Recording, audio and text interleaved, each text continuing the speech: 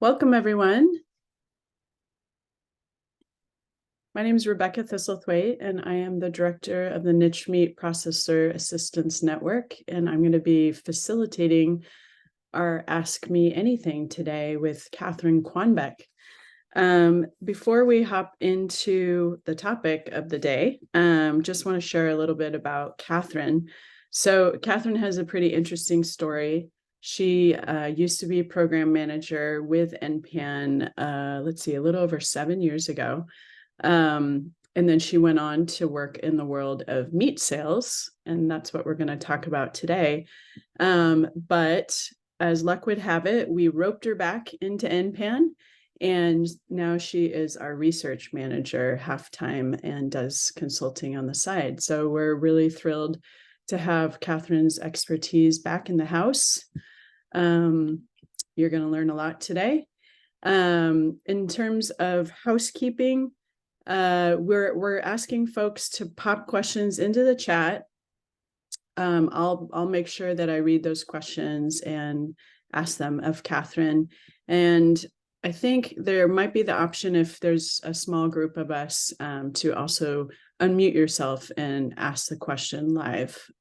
That's totally doable as well, because I think we're going to be a fairly small group, so we can have a little bit more of a discussion.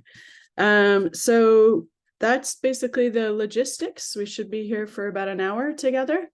And this is being recorded, and we will post it to our YouTube channel afterwards so that you can go back to it or share it with colleagues.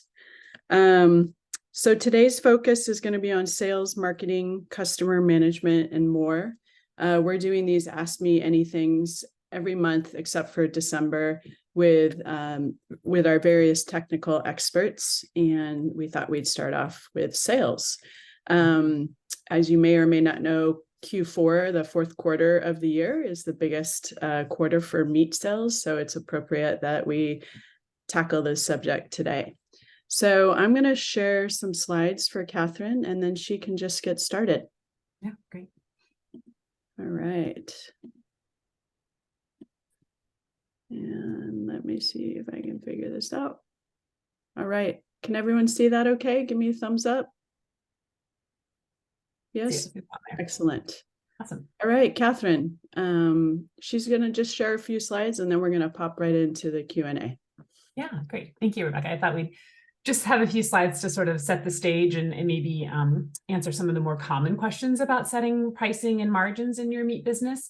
As Rebecca said, I used to work at NNPAN and then went into the meat industry and have worked in sales and operations for a number of companies, mostly focused on grass-fed beef, whole carcass programs, and then also like value-added and CPG programs as well.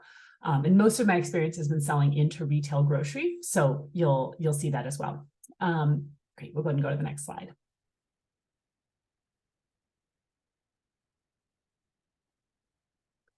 So I think we're going to talk about a lot today, hopefully, if you have questions about this, is, this idea of channel selection, right? Where should you start, or where can you grow your meat business and sales? Is that going to be into retail grocery, into food service being everything from, fine dining, white tablecloth type restaurants down to what we call QSR, quick service, burger chains, et cetera. And then institutional as well as its own category. And that would be K-12 schools, universities, hospitals, corporate dining. And again, I'm going to approach this mostly from the beef side, just because that's my area of expertise and comfort. But I think this is also true for pork and lamb, and some of this is true for poultry, but we'll get into that a little bit. So thinking about this, like how you structure your sale, how you structure your sales portfolio, a lot of it's going to be around this market channel selection. And I tend to look at this, and many people do in the meat industry, through the lens of allocation and utilization in whole carcass programs, right? How are we going to sell all parts of the animal, and how are we going to allocate cuts to the highest margin potential or other potentials we'll talk about, whether that's like a steady, large account that they're going to be there, maybe a little bit lower margin, but a steady sale. So, one company I worked at, we talked about this as margin Jenga, right? Like, fitting all the pieces together to get to that stable blended gross margin. And we'll go through some of these questions today too around, how do you achieve that? How do you make sure you move every part of the animal every week, right? Thinking like the freezer is not a sale, just putting it in the freezer does not solve the problem. You hopefully have an end outlet for it after that. And what does it look like to structure your business to achieve full carcass utilization? Go ahead and go to the next slide. So I wanted to throw these numbers up here just as like very general estimates. I mean, I think people ask the question, like, what is a realistic gross margin? And in a branded meat company, right, if you're thinking about like a grass-fed beef company that's selling mostly into wholesale channels, not a ton of direct to consumer, those margins look different. Typically, you'll see gross margins in the range of 5 to 20%. Is pretty common. DTC might be higher. You might be more in that like 40 or 50% range on the gross margin side, but a lot of costs below the line of, marketing and fulfillment costs. So I think this 5 to 20% range is pretty common for branded meat companies, but really aiming for that 15 to 25 on a gross margin, you're not going to make any money net, right? So looking at that more like 15 to 20% gross margin is a very general, but a good target to shoot for. Go ahead and go to the next slide. And then, so when you're thinking again about, your margin is a meat company, but then the person or the company that you're selling meat to, they have to make a margin as well, right? And that end product needs to arrive on the shelf or on the plate at a price point that people are going to buy it. So I throw these up there as well, just so folks can get a sense, particularly on the retail grocery side, again, of like, the retail grocer is going to add, and it's usually closer to that 40% mark. So you're going in and buying a pound of hamburger and it's $10. They're taking $4 of that. So I think in the retail setting, a great kind of rule of thumb is to work backwards from that shelf price that you want to be at to see where you might be able to price your products for wholesale into a retail channel. And then food service can be a little bit all over the place. Chefs have a little bit more discretion on, they're looking at a total plate cost or a meal cost. And so they can allocate costs in different places, but chefs are trying to keep food costs at 30% or less. And one thing that I do know about selling into restaurants that can be tricky is sometimes they will try to make up margin on chicken and beef that they're going to lose on seafood. So there's sort of this like protein swapping. And I've seen that happen too, where there may be, particularly on selling chicken into food service, like really hard to justify some of those higher price points for, pastured programs, et cetera, because the chef is really trying to make up on chicken what he lost on seafood. So kind of keep that in mind when you're going into some of those higher end accounts. And then institutional food service, just again, these are really broad brushstrokes, but tend to see lower margins, but higher volume and really steady customers. You can go ahead and go to the next slide. And then I just wanted to pop up a couple of tools that I like and use. Meat Suite, the Cornell meat price calculator, is really useful if you're new to this and you want to create price lists and work from that, like, carcass cost. What does it cost you to raise an animal? And take that and start to break it down into costs for different cuts, right? And you can create price lists and save price lists in here. And then starting to look at from there, going from your carcass cost into your like subprimal costs. Looking at pricing for different channels too, because you want to start to get strategic about this, that you're not selling product into the same channel always at the same price, and even adjusting seasonally too based on demand. So the Meat Suite tool is really useful if this is kind of new territory for you. Go to the next one. These are just some overall tips for setting pricing in whole carcass programs. Again, I've had conversations with folks around, do I do a variable margin where each cut has a different margin, or do I have am I shooting for a target like blended gross margin? There's lots of ways to do it, but I have found it to be easier and more straightforward to aim for a target gross margin that's the same across cuts, as opposed to having, this is the margin I make on grind, and this is the margin I make on chucks or top sirloins.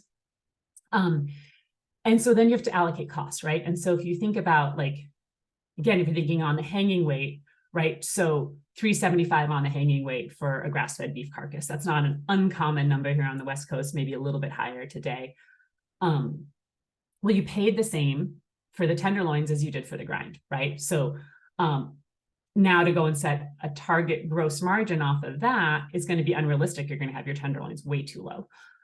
So then you'll want to kind of assign cost across the carcass. And this, the same way it works for beef, it works for pork and lamb as well. And chicken's a little different. We can talk about poultry. But, you know, good way to assign that cost is just based on historical sales prices in your region. So if you have any sales data from your own sales or from a company that's similar to yours, that can be a really helpful place to start. And I've got a couple more tools after here if you don't have that historical sales data. And so, you know, you're going to start assigning value, aiming for that average gross margin, and then really prioritizing moving some of those larger volume cuts, right? And I see this all the time. Of like, you know, the trim builds up real quick. So make sure you've got good outlets for that. And also breaking those primals into as kind of break them as little as possible. You get a lot of yield loss when you're getting down into some of those more specialty cuts like flat irons and oyster steaks, et cetera. Going to the next one. So here's another tool that I use. If you don't have some of that historical sales data, or you just want to kind of gut check some of your pricing. This is put out by this is like the Beef Checkoff Fund that funds this. And it's just a great, this is all commodity pricing for wholesale meat. So you're, you know, these prices are going to look low. You're not really going to be in this ballpark, but it's a great place to look at relative pricing of cuts. Like, how does a top round price compare to a bottom round, right? To look at that relative pricing and just get a feel for where the market is and look at some of those seasonal shifts. I think this is my last one, Rebecca. Yep. And one other, I forgot to put a slide up for it, but Rebecca, maybe you can drop a link in the chat. I highly recommend, particularly, you know, especially again for beef, and I think lamb is in there as well, getting a NAMP guide, right? Because then that allows you to speak a common language with your customers and have those NAMP codes on your subprimals. It's really helpful when you're, you know, when you're selling into wholesale, so folks know what you mean when you say a top round, right? Are you talking about cap on, cap off, denuded, et cetera? So using those NAMP codes lets you speak a common language with your customers. All right, that was like the 10-minute whirlwind of meat. Let's do it. Thank you, Kathryn. NAMP was it North American Meat? Meat Buyers Guide. I can't remember what it stands for, but it's super helpful. I can find a link to and drop it in the chat later as well. I can't seem to find it, but I know what you're talking about. That's where the different cut codes are, right? It's the different cut codes, right? So when somebody says, you'll hear people like, right now people are selling a lot of bone-in rib roast for the holidays, and they'll say, oh, I want a 109. Well, that's a certain way of cutting a bone-in rib. That's the Meat Buyer's Guide here. I'll drop it in for you. That's and you know how the Beef Checkoff has the wholesale pricing. Do you know if the lamb and the pork checkoff also provide similar pricing data? Have you ever explored their websites? I haven't. That's actually a really good question. I mean, they have checkoff funds too, so it's entirely possible for pork and lamb. They exist, and you can.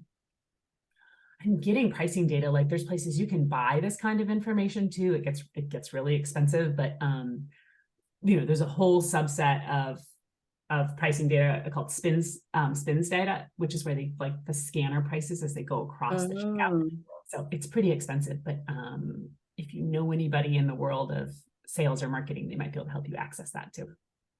Yeah, and I do know also the USDA does a weekly grass-fed beef pricing sheet. That is a you just great Google one as it, well. and it's got the carcass prices. They've got cut prices on it.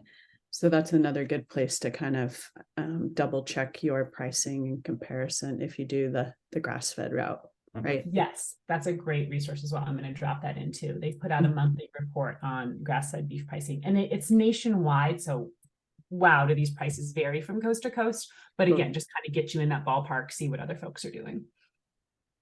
Yeah, we popped those links in the chat if folks want to bookmark those. Go for it.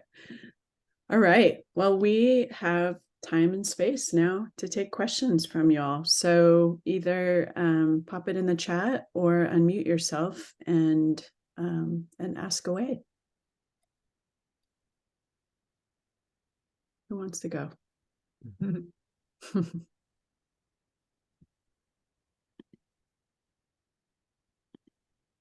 I see some familiar names in here. I know we have to start cold calling on people. I know, like I know. I have a question. This is Sandy Hi, Matheson. Cindy. Hi. And I don't know if this is an appropriate question for this or not, but I was just kind of curious at what point, what circumstances does a farmer, whatever, when you're producing meat, need to have a a nutrient analysis done? I know on street cuts you don't have to, but yeah, like a nutrition panel, like a yes. Yeah. So basically on any what you would call like CPG or packaged items. So CPG means consumer packaged good. So if you're absolutely right. So if you are selling subprimals into the grocery store or into a restaurant, right, you're going to deliver a case of strip loins. That does not need to have a nutrition fact panel. What is what they're called, the little panel, you see on like a box of cereal or crackers or whatever. You don't need that for subprimals into a wholesale environment. If it is a consumer packaged good, the consumer is going to pick it up at the grocery store and buy it as is, right? So a 1 pound brick of ground beef, or you're going to sell a package that has 2 chicken breasts in it, or a New York strip steak, right? Anything packaged then has to have an NFP, a nutrition fact panel on it, as well as, boy, I'm like doing labeling from memory, so this is dangerous. We can put up some of our resources. It's got to have like, safe handling instructions and stuff too, right? There's some labeling requirements there. You do not have to do, so you could send a sample of your meat off and get a nutrition analysis done, but there's also basically like baseline samples of this is what 80/20 ground beef is, or this is what a top sirloin steak is. So you can I don't know if that information is yeah, USDA has produced that. Yeah. So does if you're selling like from your farm stand at USDA packaged meat, you don't have to do that. That's what I was told anyway. I was just confirming that. It's only if it's going to sit on a retail shelf. Okay. Yeah. Great. DTC Thank you. is not required. You still do, there still is a requirement for safe handling instructions, but your processor will slap that they on. do that. Yeah. That'll be on the package. Yeah. Okay, thank you. Good question. All right, who else wants to unmute themselves and ask a question?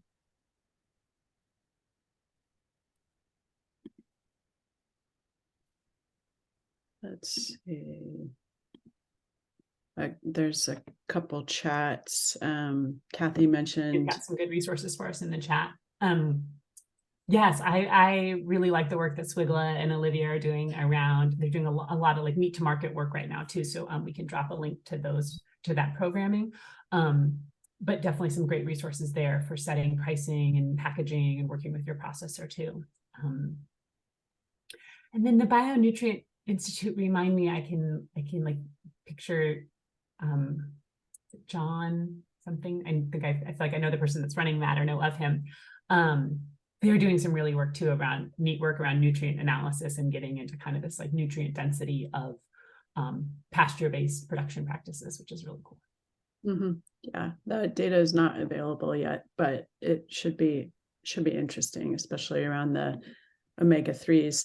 I do know, back to Sandra's question, I do know a couple producers who paid thousands of dollars to get nutrient analysis done on their particular meat, and they were kind of underwhelmed or underimpressed at the data, how it didn't really vary from the generic data all that much. And so they didn't necessarily feel like it was, I mean, as a one-time snapshot, sure, interesting information, but it wasn't really going to set their product apart necessarily from a nutritional standpoint from the sort of generic beef nutrition labels. So I don't think it's something that most producers need to do on like a regular basis, unless you have a production system that's vastly different, right? Like maybe you're supplementing poultry with omega-3 fatty acids, or doing something really special that is going to create vastly different nutrient profile. Yeah, we did nutrient density testing at one of the grass-fed beef companies that I worked at, and we sent off a number of samples, and kind of the same thing. Like we got back this information, and it was it was in some places, certain micronutrients are higher than in other places, and we didn't. But then we got the information back, and we're like, okay, now what do we do with this? How do we interpret this to tell a story to our customer? Because of course, the story we want to tell is like, our beef is healthier, right? Like you should buy our beef because it's better for you. And interpreting that data and then packaging that into a story for your customer is complex and challenging. And so we never were really able to do anything with it, but it was interesting to try. But yeah, I think it was a couple $1,000 for each sample. So. Yeah, and USDA FSIS is pretty strict about you making any particular health claims based on your nutrient testing. I don't know what all goes into it, but they probably would require like regular testing, perhaps a larger sample size, for you to even say something like higher in omega-3s or, something of that nature.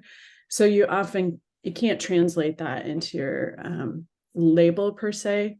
You could use it in other marketing materials that they don't patrol the actual label that goes on the meat. They're very strict about what you can put in terms of, well, let's just say they're strict about some things and not other things. That kind of information is great for your website or your marketing materials at farmers markets, Yes. like talking why, pasture-based meat production is healthier. But I'd keep it pretty general, right? Yeah. All right. What else do we got here?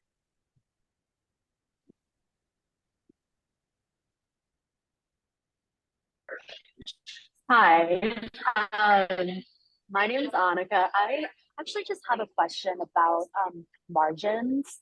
So I'm wondering how do these retailers and institutions figure out what the margin, what kind of margin they need on their end? Because I work in the CPG space. I apologize, it's so loud. I'm in a coffee shop right now. I work in the CPG space, and I've always heard in grocery stores and retailers, they require a 40% margin for them. I'm wondering if Kathryn can expand on this, and so I can understand better on how to approach retailers once they're ready to release our products into the market, and kind of having that conversations about margins. So then I don't feel like I'm just this, somebody who doesn't have leverage in this industry.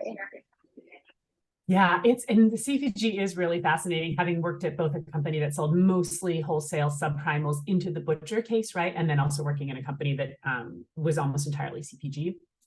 And generally speaking, so again, and I've always worked in meat, so I really don't know the margins. If you're selling cereal or beer or what, there's 40,000 products in the grocery store, right? And all those different divisions and departments have their own margin requirements. But in meat, you typically hear this 40% number, and it's pretty darn common. And I've seen it as high as 60, which is staggering because your product just for a premium product, it's hard to move it off the shelf with a 60% margin.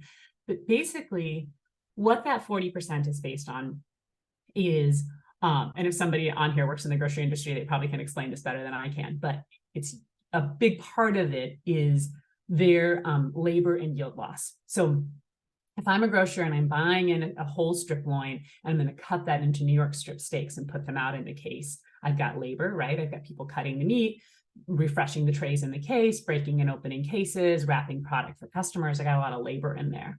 And they also have yield loss, right? I'm going to take that strip loin, I'm going to cut off the ends because they've browned and oxidized. I'm going to trim up some fat. I'm going to put some of those New York strips out in the case, and they're not going to sell. And maybe tomorrow they'll look okay, but by the third day, they're not looking very good. So then I'm going to turn them into fajita meat and mix them with some seasoning and marinade. But I'm going to take a New York that I would have sold at $22.99 and put it into a fajita mix that I'm going to sell at $11.99. So that 40% margin is that requirement is based on that labor and yield loss, right? And then having to move the product kind of down the value chain if it doesn't sell. Now, in CPG, I would argue, and I have argued this with retail buyers, you don't have any labor into it. You're opening a case and putting the product out on the shelf, right? The labor is a box cutter. You know, you're just opening the box and putting it out. And you don't have the yield loss. The yield loss has been absorbed by the vendor, by, you know, when we as the vendor took that strip loin and turned it into 8-ounce New York strip steaks. I think a margin of 20 to 25% is more appropriate in a CPG program. And I've won that argument before, but I've lost it a lot of times, right? Where they're just like, it's 40%, take it or leave it. So I think it's worth a conversation, absolutely, in a CPG setting, because they do not have the yield loss, and particularly for frozen, right? That product can sit on the shelf for 6 or 8 months. So worth talking about. And I think, you know, the positioning that I would use is we all win when the product sells, right? As a grocer, the grocer wins, they're selling more product. I mean, the grocery industry is all about turns of, I'm going to put your product on the shelf and I want X number of units to flow off that shelf every single day. And so if your product has high turns, that's great for the grocer and it's great for you. And so just finding that balance where the right price point that everybody can get what they need, but also can deliver value to the customer and we can see higher turns, I think is the way to approach that. Yeah. And one other note on margin at retail grocer, I'm saying I feel very passionate about this, is that they will compress margin for promotional periods. So when you walk into the grocery store and you see that brick of grass-fed ground beef that normally retails at $12.99 and now it's on sale for $9.99, well, both the vendor and the retailer compressed their margin to make that happen. And so pay attention to that sales data as you're selling into retail of, you know, when we got down to that $9.99 price point, we moved 4,000 pounds last week, right? Look what that price did for us, for both of us, for the retailer and the vendor. So really paying attention to that promotional data and seeing, you know, total dollars, right, for the retailer and for you of lower margin, but higher sales. Did we all come out ahead? Yeah. It's a great question. Thanks, Kathryn. That was super interesting. Annika, you wanna add more to that?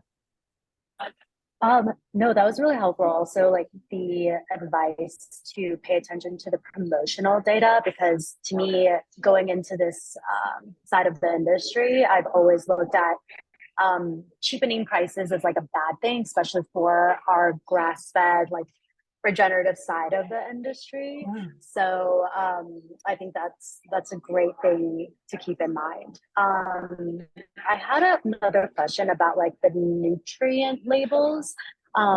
When folks are going into, let's say, like the institutional side of this industry and wanting to sell their meats to institutions, like do they ask for nutritional facts for these meats? I'm guessing since it's pretty much just meat, they probably don't ask for these things, but I don't know, I'm just curious how it differs amongst like different what like retails and institutions in regards to this. It's a good question, and I might phone a friend. So Nick and Kathy, perk up, because I might turn to you for these. I know you've both done this too. Generally speaking, I've been out of institutional sales for a little bit, but generally speaking, no, except for K-12 schools. So if you're selling into the local elementary school or junior high or high school, they have to have, what is it called? It's like a child nutrition label or something. There are, do you know this, Rebecca? There's like requirements for selling into K-12 where they have to have a Nick's got it. He knows it. I can comment on this. You don't. I would just say a couple things. Don't have to have a child nutrition label. You can create, and this is what I've done, is you can create a. In fact, I have a USDA letterhead, and I always fill in the information. But you can create a. I think it's called a product formulation sheet, where you tell them what the contents are, and then you can go to the child nutrition. There's a big meat alternate, like protein spreadsheet that you can get from the USDA. It's a big I don't know what to call it. Like, it's a big thick thing that tells you how every vegetable and meat product and everything credits in the child nutrition standard, and you can plug that in to a product formulation sheet, and they'll generally accept that and use that as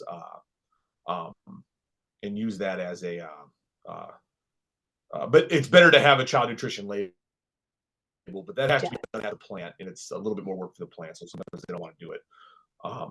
Yeah, so what was the other part of that question? I actually sell a lot into K-12 schools, so if you guys are interested in those questions, I could probably help a little bit. But, we'll drop Nick's personal cell and email in the chat in case you have questions. Yeah, you can hear. Well, you can hear. I'll give you my email.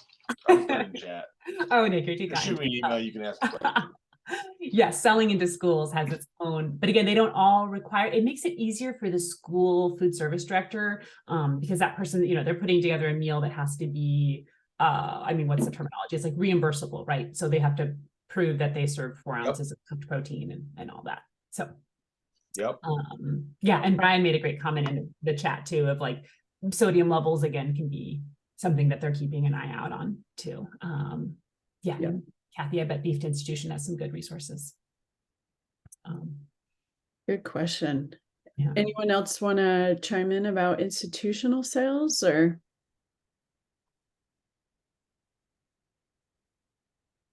How do you get your foot? I don't know, Kathy, if you've seen it at hospitals, we used to sell quite a bit to a hospital at one of the beef companies I worked at, and it was really fascinating selling. We sold some product in for like the hospital cafeteria. So that's, doctors, nurses, everybody eats there, people visiting, but then we also sold product in for patient meals, and those are really strict, right? That's people that are recovering from surgery or are in the hospital and they're staying long enough to have like the dietitian is creating a meal for them. And those, we had to have a lot of like nutrient information because they're really formulating that meal for people that are in recovery and need to know what they're putting in their bodies.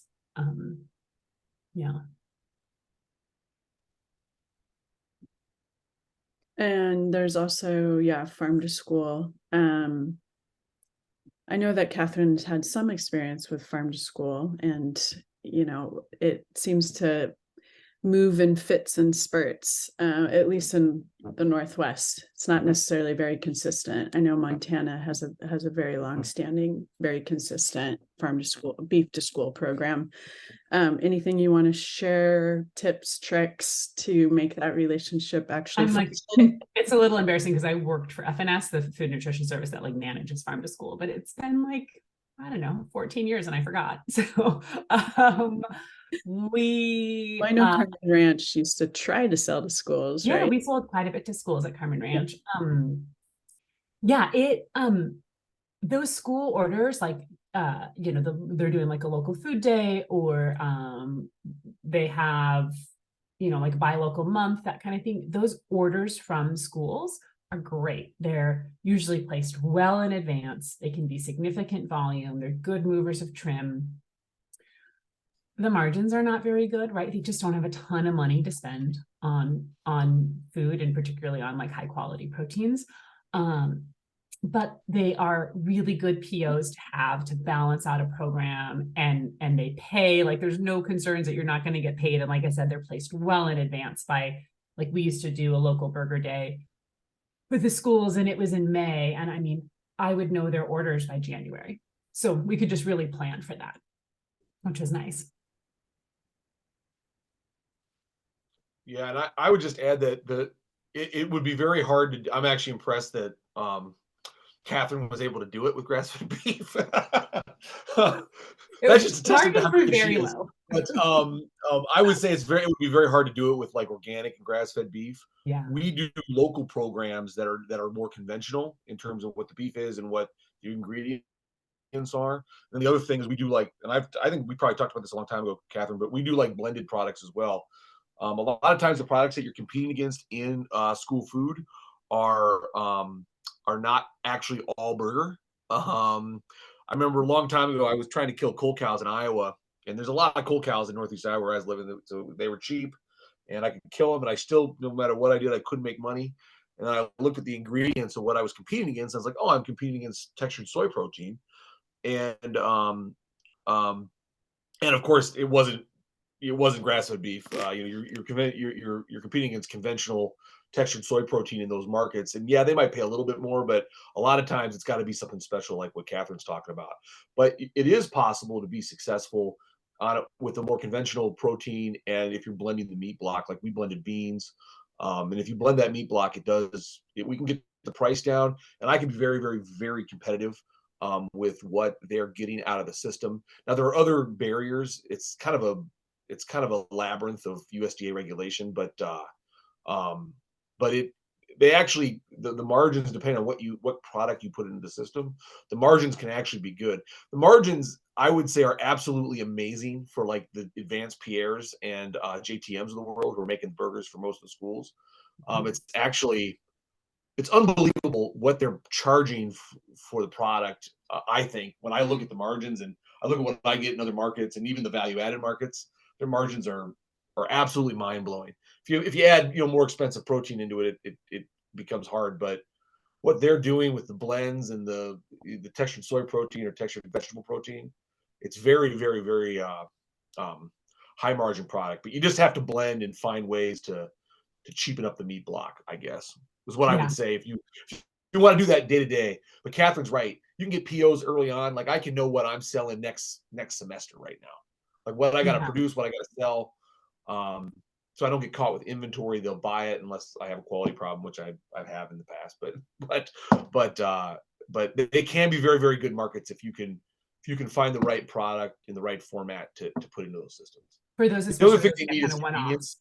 Mm-hmm. Yeah. The other thing they need is convenience. It has to be a lot of times IQF or frozen or put in some sort of format that makes it easy for the people in the kitchen to just throw it on pans and cook it.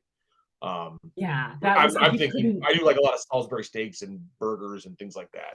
So it's got to be something that's simple and easy for them to use too. So there's a little bit of complication there, but anyway. Getting the product format right. Yeah, that's great. Yeah, and then good luck finding a processor who does IQF or any of those strange blended products or what have you. That's probably where you're going to run into trouble. Other questions from the audience? Yeah, I have a question if you have a minute. Sure. Okay, so we are a new processor and also a producer. And I'm just wondering what the market trends are. I know, of course, when COVID happened, it drove everybody to try to buy more direct from the producer and for their homes, also because the supplies were limited. But now that we're entering the market a little behind that, I'm just wondering if those trends are still the same. Are people still trying to buy direct from the producer or the farmer, or are they going back to the grocery stores now in masses? Gosh, that's a good question. I was going to quickly pull up because I'm like, I haven't looked at the data in a little bit, but I know definitely have seen, like you said, there was a kind of a huge spike in direct-to-consumer sales or e-commerce or online, right? And I think that rings true for a lot of people with COVID, like people that would have never bought their meat on the internet. Like for a lot of people, that's a really weird concept. Like I'm gonna go on the internet and buy my meat and it's gonna get mailed to my door. A lot of people tried that during COVID and they didn't think they would, right? So you saw just astronomical increases for companies like ButcherBox, right? Those types of e-commerce. And then the folks I know that are kind of more at the local grass-fed pasture-based scale, you think of like Grassroots or Walden Local. So real increase in e-com sales. I think those have come back down to earth a little bit. And the return to the grocery store, absolutely. Like people are definitely back and shopping in the grocery store.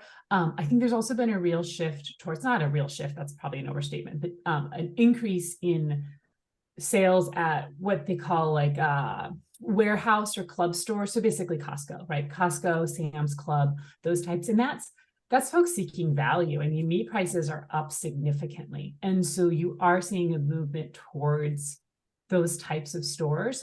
But all this being said, there really isn't one market anymore.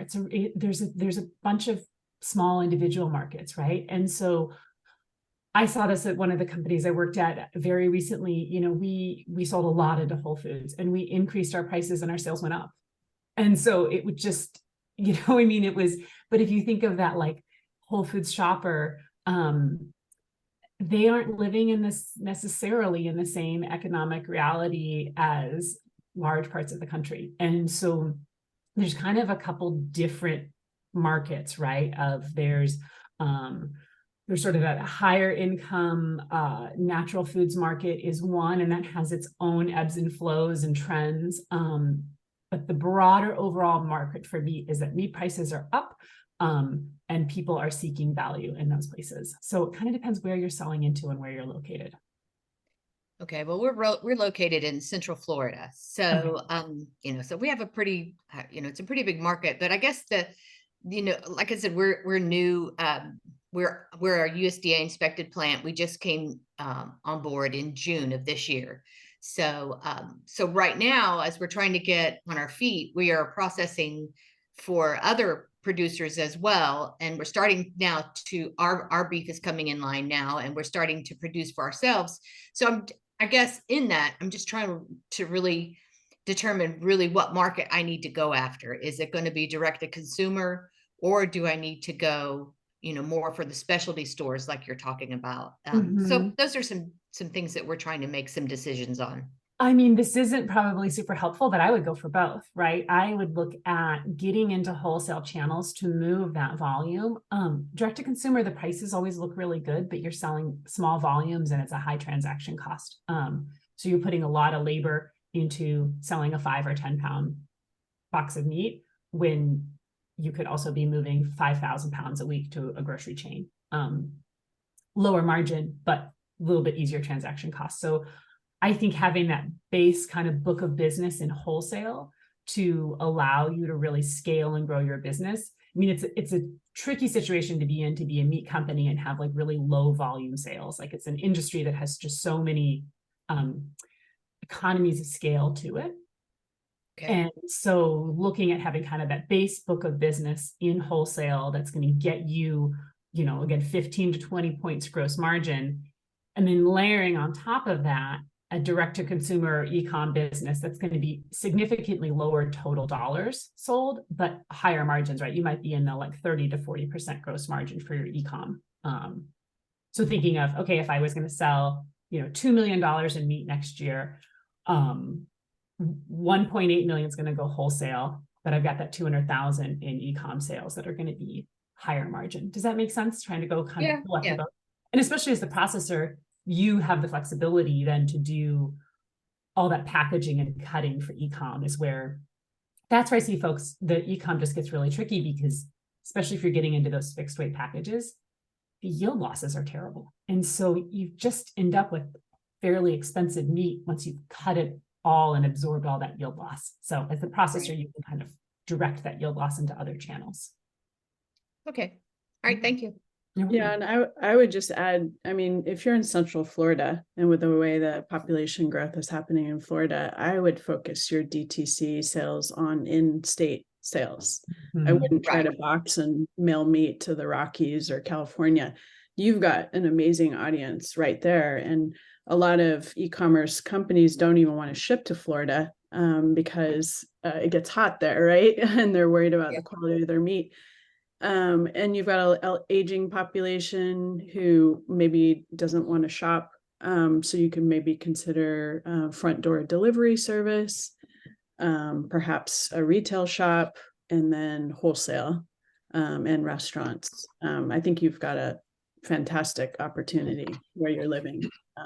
So we had that same thought process as far as we in going direct to consumer, we really had no plans to ship out of state because you're right, with the customer base here is good. It's just, making those determinations as to where to send it, whether concentrate on the DTC or concentrate on the wholesale market. That maybe sounds like both. So they pair well together. Advice. Yeah. Like Kathryn says, DTC is going to generate a lot of trim. Right. So have some nice burger accounts or something. Yeah. You Absolutely. Might look at, that's really good advice, Rebecca, too, of not shipping it out of state. You might look at Walden as kind of a model for you. They're up in the Northeast and they don't ship. They deliver everything like milkman style, right? It's a truck that drives around and drops off the boxes of meat. And that was a really conscious decision of they're based near Boston, and it's like, well, from Boston to DC, there's what, like 60 million people. I live in the rural West, and so I'm just like flabbergasted by the amount of people there. But it's like, we don't need to ship. There's such a customer base around us, and for you too, absolutely. You can over a lot of people in a probably 4-hour drive from you. So, okay, all right, great, thank you. All right, who else wants to ask a question?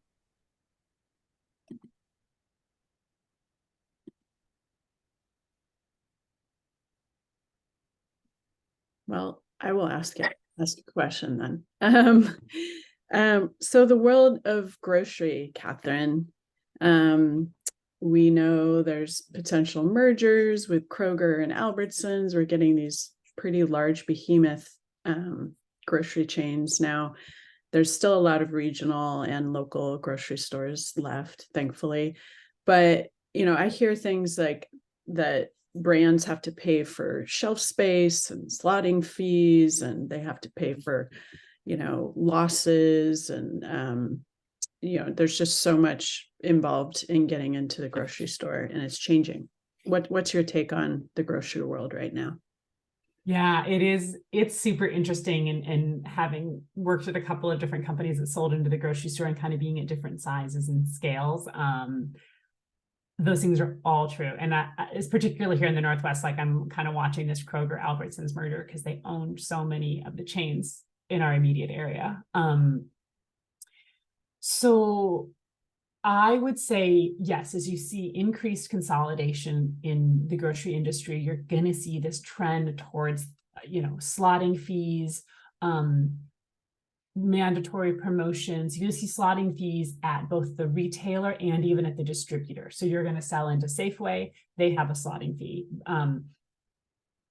Actually, Safeway is a bad example because they have their own distribution centers. But let's say, you're selling into, gosh, I'm trying to think of a chain that doesn't at that size and scale. Maybe for like a King Soopers, they're owned by Kroger. They're in the Rocky Mountain area, and if they're buying from UNFI, you're going to have a slotting fee at both UNFI and a slotting fee at the retailer. So you see these fees, you see mandatory promotions where you have to put stuff on promo, like at least once a quarter. Not only do you have to put the product on sale, and so you have to compress your margin to put that sale tag on, but there's often what they call an ad fee. So it's $500 or $800 just to run the ad. You see required marketing packages that you have to buy, right? So these things all add up, and the slotting fees can be $200, they can be $20,000. I mean, they really are all over the place depending on how big of a chain you're going into. And how many products you're putting in there. So I would say, and this is kind of piggybacking on the question that Annika asked, of if you are a smaller regional brand, which I think everybody on this call is, I don't think anyone's calling in from JBS or Tyson, like everything is negotiable, right? So really pitch, you have a product that is special and different, and you should go in there with that, like have that sense, right? Of this product is different. This is what the consumer is looking for. And at those really high promotional and slotting and vendor fees, it's just hard to be successful. And so I think I would try to negotiate those down as much as you can. I've had good luck negotiating down slotting fees with many retailers at the smaller size.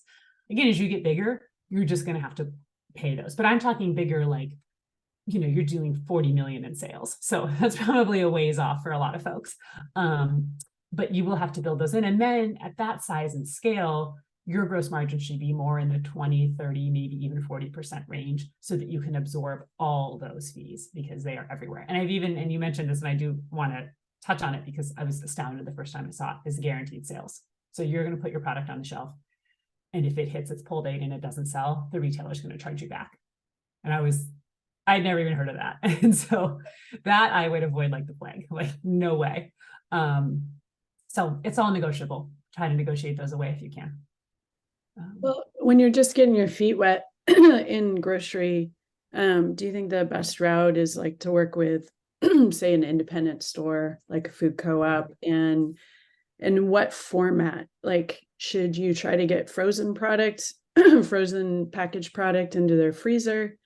I've seen that before and I don't see a lot of movement. You look at those packages and it looks like they've been there for a couple of years. Or should you try to get primals into their butcher shop and actually have them cutting, or like a CPG product that's in the refrigerator case? Like what do you think is the best, I don't know, foray into the grocery world? Yeah, that's a really good question. So if I were starting out today, and again, I'm gonna go with what I know, which is grass-fed beef. I would go for a smaller regional chain, right? Enough stores that you can move some volume.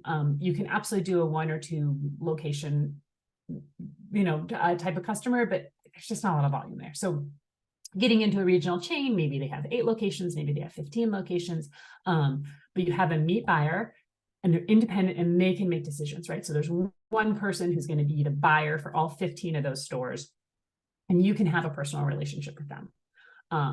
And I would focus, again, if I were starting a grass-fed beef company today, I would focus on subprimals into the butcher case, assuming they have one. So I would seek out a chain that still has a full service case. That's going to be the easiest for you to service in terms of volume, specs, cutting. You can work with a large, almost any processor that's USDA inspected can do that for you, right? They can put subprimals in a vac bag and in a box. And I'd start there. And then I would work very hard to, I do demos. I would have, rancher day and, show up in your cowboy hat and boots, even if you don't wear one, put one on, like be there and really build that customer base and be the local kind of hometown hero, right?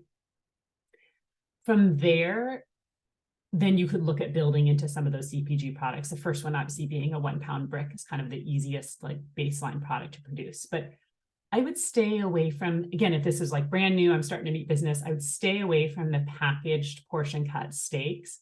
The yield loss will kill you. There's a lot of cost in that packaging.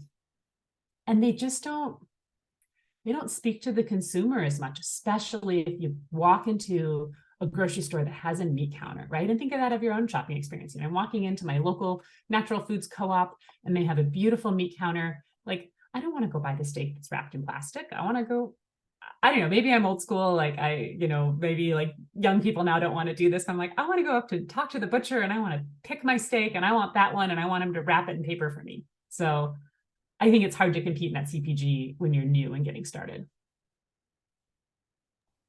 Thank you. That's good advice. Does anyone else want to ask a question or share a story similarly? I have another question. Yeah. So there's a lot of middlemen in our industry.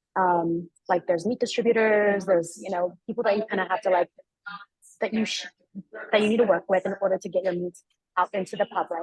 But there's now a lot of talk around and there's a lot of ranchers I found who's been able to sell directly to consumers, directly to clients like institutions and